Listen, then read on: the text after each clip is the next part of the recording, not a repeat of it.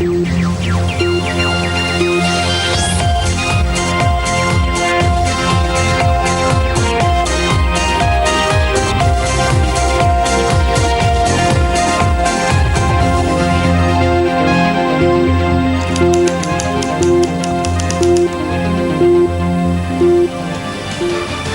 there and a very good evening. You're with Primetime News. I'm Dasni Atada for News First, and let's start off with a look at your headlines. The Noyahr abduction, former president's statement submitted in court. Government should take blame for delay in elections. A commission for the regulation of three-wheelers. 4 suspects in the attack on a restaurant in Anamadu are remanded. Pakistan seeks talks with India.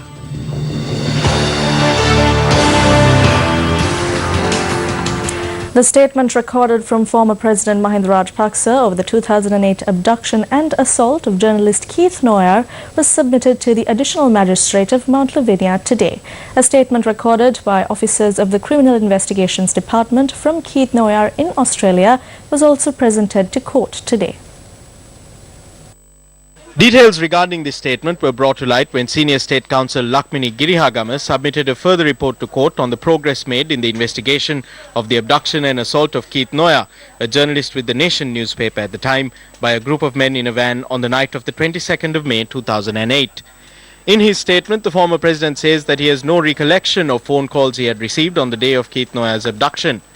Former President Mahinda Rajapaksa had also informed the officers of the CID that he may have informed either the Secretary to the President or the Defence Secretary to make inquiries upon being informed of Noyahr's abduction. The Senior State Counsel submitted to court that the former President had not refuted the fact that he had received phone calls regarding this matter. She added that a third statement had been recorded from the 8th suspect in the case, former Army Chief of Staff Major General Amal Karunasekara, with the permission of the court. She also presented a brief in open court of the statement recorded by CID officers from the aggrieved party Keith Noyahr in Australia. In his statement, Noyahr notes that while serving as Deputy Editor of The Nation in 2008, he had published a series of articles flagging weaknesses in the government and military using the pseudonym Senpati.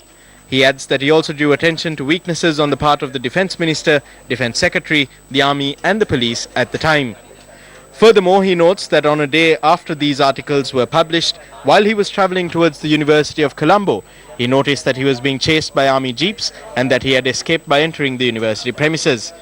He added that on the same night, an armed group who arrived in a white van had beaten, blindfolded and abducted him. In his statement to the CID officers, Noyahr notes that he was beaten throughout the journey in the van and that he was questioned on whether he had any links with the LTTE. Noyahr adds that he was taken to an unknown location, suspended mid-air and beaten once again. His statement also reads that while he was being assaulted, one of the men had received a phone call, during which he responded, okay sir, following which the assault stopped. He noted that he was asked to stand up, wash his face and wear his clothes. Noyahr adds that he was then brought to Dehiwala and released. He had then admitted himself to hospital and after receiving treatment had departed for Australia, fearing for his life. The Senior State Counsel also informed court today that while information had been sought from the current Defence Secretary on the house in Baduwatta Dompe, where Noyahr was reportedly detained, this information had not been forthcoming. She added that they are hoping to receive this information from the Defence Secretary in the future.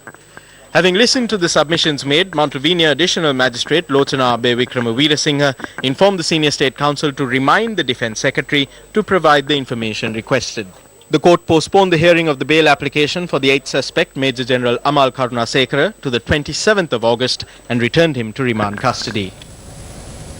The Enterprise Sri Lanka exhibition is scheduled to be held on the 28th and 29th of this month in Monaragala.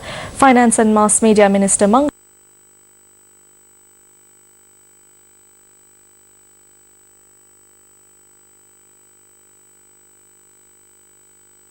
in order to inform the public of our vision through to 2025.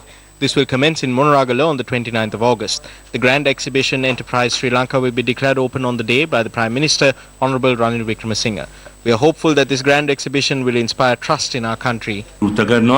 අපරාටේ අනාගතය ගැන විශ්වාසයක් ඇති වෙන මේ මහා ප්‍රදර්ශනය මේ ප්‍රදර්ශනයෙන් බලාපොරොත්තු වෙනවා. ආණ්ඩුව බලයට ආවම ඔබතුමාලා දිගින් දිගටම චෝදනා කළා පහුගිය ආණ්ඩුව මහලු ප්‍රදර්ශන කියලා බොරුවට රටවටා ප්‍රදර්ශන කරගෙන ගියා කිසි දෙයක් කරේ නැහැ. ඒක නිසා මේ ප්‍රදර්ශනය අපි නවත්තනවා කියලා. දැන් ඔබතුමාලා කරන්නේ ඒකම නේද? We were talking about the 10-foot images that they put up. They set up a company of their own called Kumar Stickers and paid themselves the money. That was the crime. අනේ අපි හිතවගෙන ඒගොල්ලන්ටම සල්ලි ටික දී ගත්තා. ඒකයි වැරද්ද.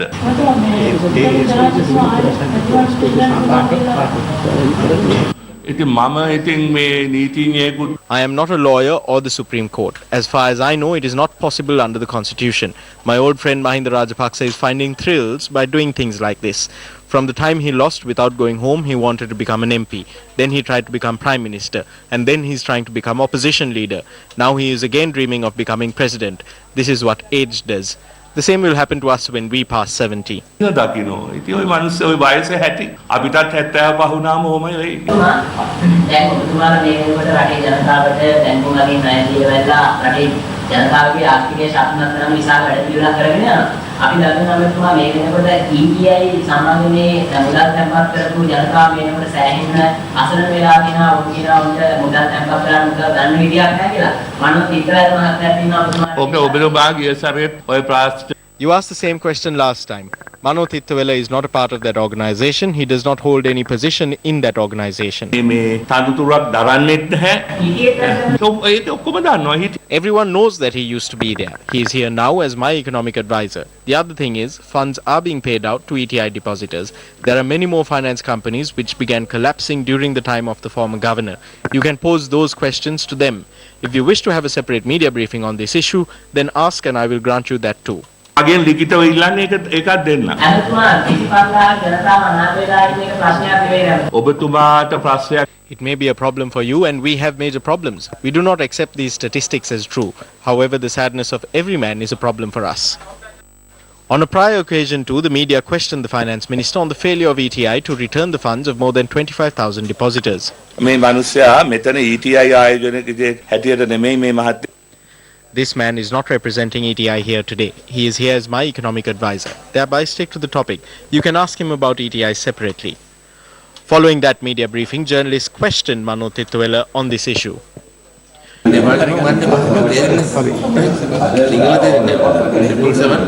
Today, when journalists raised the question on when justice would be given to the innocent depositors in this problem, the minister provided a political answer.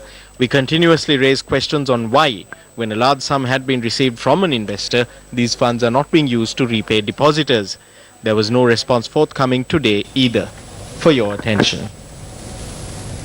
Chairman of the National Elections Commission, Mahinda Deshapriya, has held the government accountable for the delay in holding elections. He made this statement in a Pathikada program aired on our sister channel, Sirasa TV.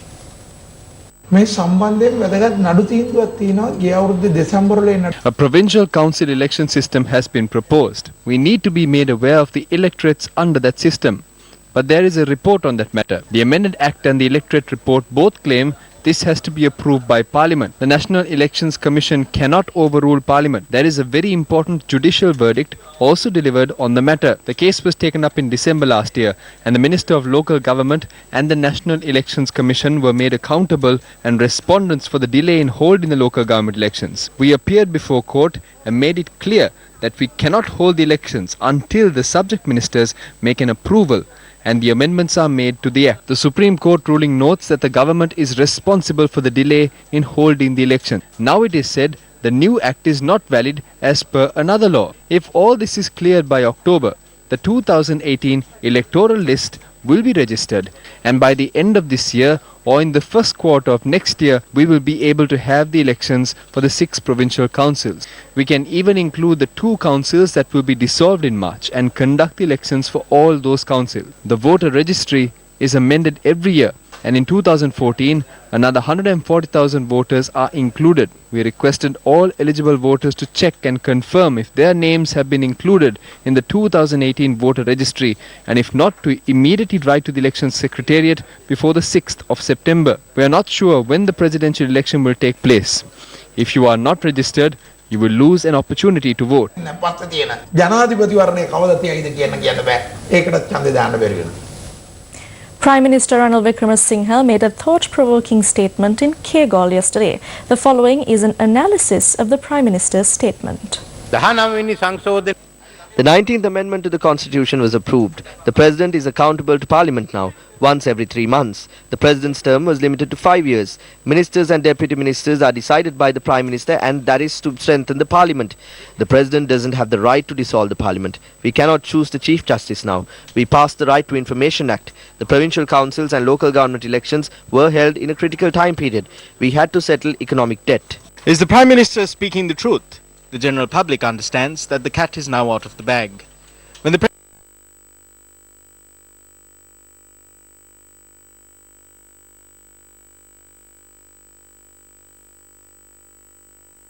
Fulfilling the promises made, a considerable amount of his powers were curtailed through the 19th Amendment to the Constitution. However, by utilizing individuals like Dr. Jayampathy Wickramaratne and M.A. Sumandiran, what did the Prime Minister eventually accomplish? According to the trumpeting of the Prime Minister, certain powers that go beyond the executive presidency have been centered around him. A situation has arisen where the President is unable to remove the Prime Minister when necessary and is also unable to take decisions regarding ministers as per his prerogative. Manipulating a true need to curtail executive powers, another individual is now fishing in muddy waters, as we say in the vernacular. On how many occasions have we flagged this issue? Following the Prime Minister's statement, the people can now comprehend what has happened. The President, who came into power on the 8th of January with the mandate of the people, in goodwill, appointed the leader of the party who had won 46 seats in Parliament as the Prime Minister of the nation. Upon receiving power, the Prime Minister and his group deviously attempted to grab power through the 19th Amendment to the Constitution and also attempted to curtail the media that was a major barrier to corruption and the misappropriation of public funds. The attempts to suppress the media were halted as we sought the support of the judiciary.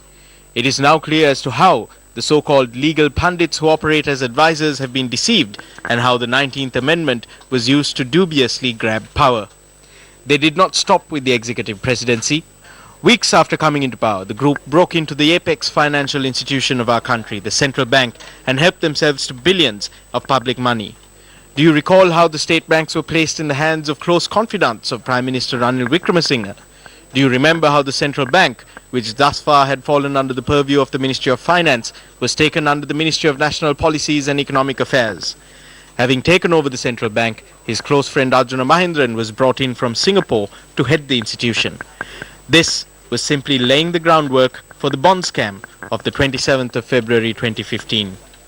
A few weeks after the central bank was broken into, the President instructed his secretary to launch an investigation into the incident. Before the President's secretary could act, Prime Minister Ranil Wickremesinghe appointed 3 lawyers affiliated to his party to probe into the incident and claimed that there was no fraud. Meanwhile, the Prime Minister protected the former governor of the central bank in Parliament not once or twice, but on many occasions. The Committee on Public Enterprises, headed by D.W. Gunasekara at the time, investigated the central bank bond scam, and few days before the report was to be released, Parliament was dissolved.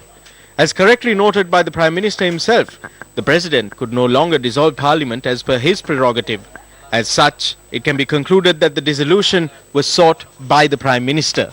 In spite of the attempt to cover up the bond scam by dissolving Parliament, the COPE Committee of the new Parliament also took up the issue. Chaired by MP Sunil Handunetti, COPE commenced an investigation into the central bank bond scam, whilst UNP MP M. Velukumar was removed from COPE and Sujiva Senasinghe was appointed in his stead. Sujiva Senasinghe was an individual who authored a book about the bond scam, claiming that there was no fraud. However, having swallowed a lie from the party leader, it appears that Senasinghe too has now come to terms with the truth.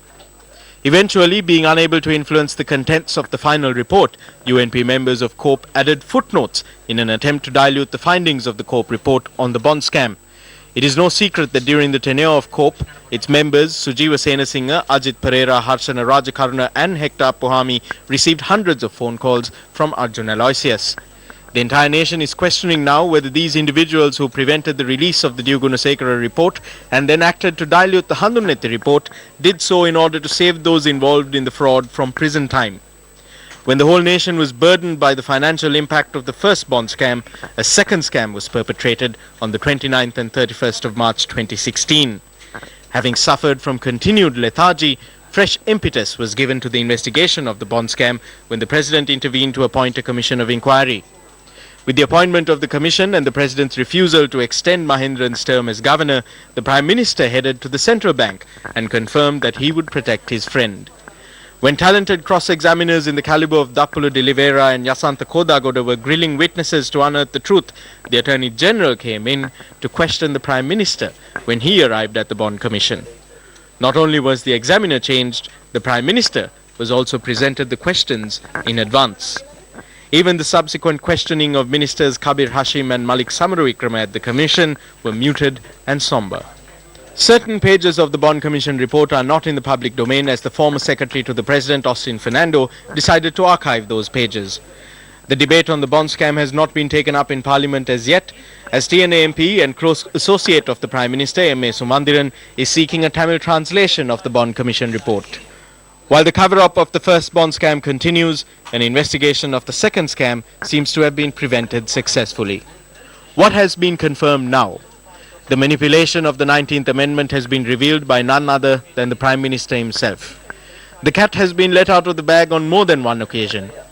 Does this not show that there is a difference between what the Prime Minister says to the people and the truth? For the attention of the people.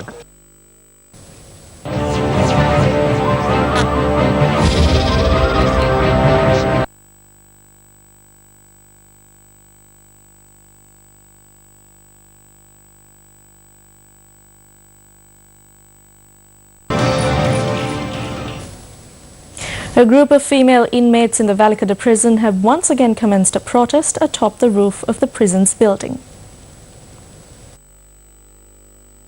A spokesperson for the Ministry of Justice said the group was protesting the proposed transfer of female inmates convicted of drug offences to a separate prison.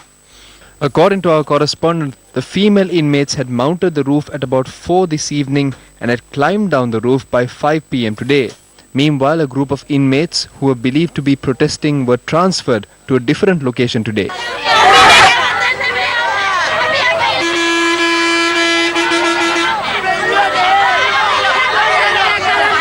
A complaint was also filed to the Buralla police by the inmates, stating that they were assaulted by prison officials. Finance Minister Mangala Samaravira, speaking to reporters today, said a regulatory commission will be established to regulate three-wheel taxis. We cannot go back on the present three-wheel culture. That is the reality. We have already drafted the legislation to set up a regulatory commission to regulate this culture. It has been sent to the Attorney General's Department. When we get the approval from the AG's Department, it will be presented to Parliament. This will be regulated.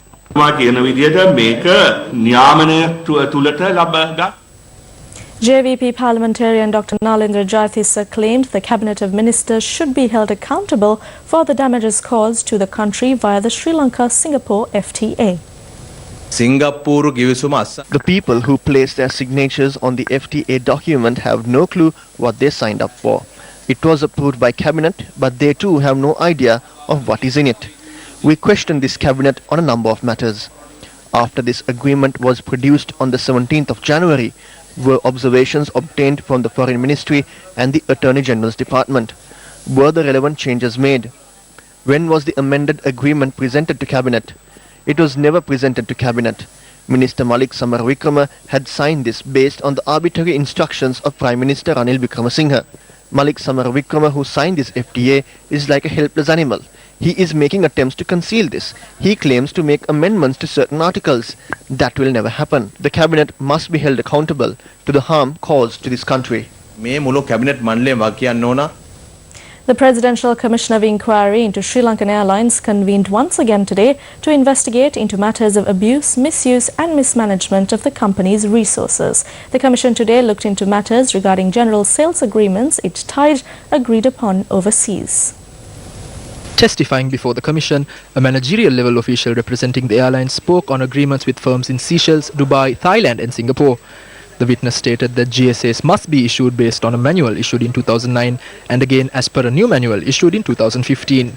The manuals require proper advertising and a course of action that ensures that the airline receives the best offers from local firms, but investigations revealed that these procedures had not been followed. The testimony revealed that due process had not been followed in the Seychelles, Dubai, Thailand, Singapore and Pakistan, with GSAs being awarded on the basis of nomination rather than that of calling for public offers. In Dubai, a company named Saraf Travels, which succeeded a firm called Trident Travels as GSA holder for the locality in 2016, had been paid a sum of 6,000 dinars or rupees 261,000 per month per officer from SriLankan Airlines stationed at the office. This was when the agreement carried a clause stating that the GSA holder must bear such costs. The witness stated that the total number of officers and the financial implications of this and other GSAs will be presented to the Commission in the coming weeks. In addition to this, today's testimony also revealed a number of violations of protocol, including unsanctioned sales commission increases to agents overseas. The Commission will meet again tomorrow. The Judges for Integrity Idol 2018, an endeavour to recognize honest public officials who serve with integrity, gathered today to consider 200 nominations which have been received from more than 20 districts across the country. The panel of judges for Integrity Idol 2018 consists of retired Supreme Court Justice and former Chairman of the Bribery Commission, Justice Amir Ismail, retired Deputy Auditor General MDA Harold, National Integrity Award winner and retired Deputy Auditor General Lalit Ambanwala, award-winning investigative journalist Tusita Pitigala, and civil society activist Attorney at Law Maitri Rajasingham. The judges will shortlist 5 idols from among 200 nominations, following which the public will be given the opportunity to vote for the winner of Integrity Idol 2018.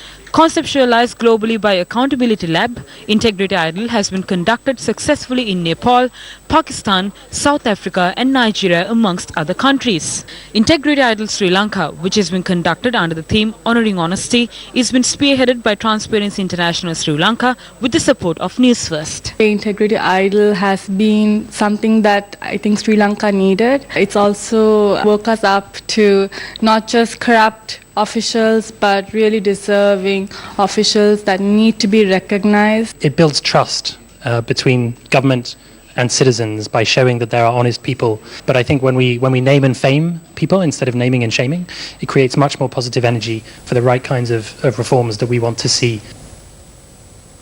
The Ceylon Today newspaper has reported that several members of the board of directors of MTD Walkers plc are set to resign at the end of the month. However, in a disclosure to the CSC today, MTD Walkers plc noted that they had no pending resignations intimated to them. The company made headlines recently as a result of receiving 10 billion rupee loan from People's Bank, given that the People's Bank board member Jehan Amaratunga is also a director at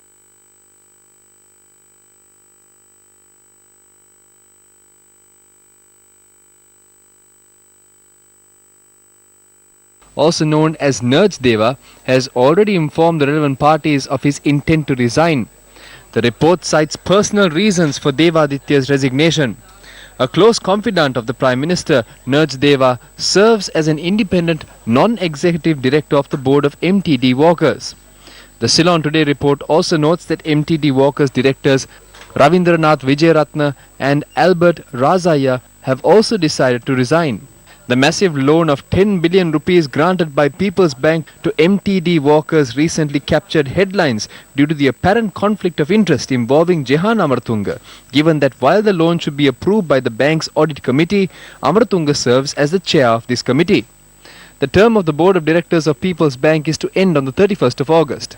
This will also mark the conclusion of Jehan Amaratunga's term as director of People's Bank. Will those involved in these transactions, including Jehan Amaratunga, be allowed to remain at large and above the law simply because their terms have ended? Shouldn't it be a priority to conduct a proper investigation and hold those responsible to account? If he is leaving the board of directors or leaving the board of the relevant company, it is very serious, because this gives rise to the suspicion that there may be something hidden in this. If there is going to be changes to this board and changes to the board of the People's Bank which will impact this, then we will immediately seek to intervene via the central bank and the relevant legal agencies. We also call on the minister to conduct an investigation into this. The chairman of People's Bank has informed us that an internal inquiry is underway. At the same time, the attention of the Finance Ministry, the President and the Prime Minister must be drawn to this. Do you remember the manner in which the central bank bond scam took place? Is it ethical to be a director at a state bank and approve loans for a company that you are associated with? In what universe is this not a conflict of interest? For your attention. Up next is Crime Watch.